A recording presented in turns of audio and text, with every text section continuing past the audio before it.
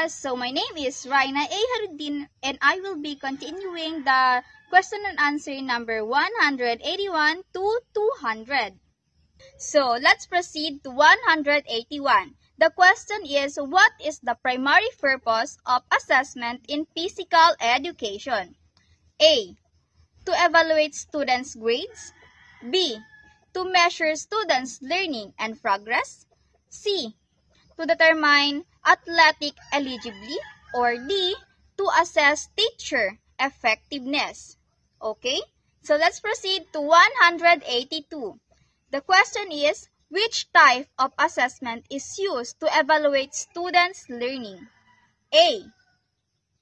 Formative assessment. B. Summative assessment. C. Diagnostic assessment, or letter D, norm reference assessment. So, let's proceed to 183. The question is, what is the difference between formative and summative assessment? So, letter A is formative assessment knowledge, while summative assessment skills. B. Formative assessment progress, while summative assessment final learning. C. Formative is used for grading while summative is used for feedback, or letter D. Formative is used for athletic terms while summative is used for physical education classes. Okay?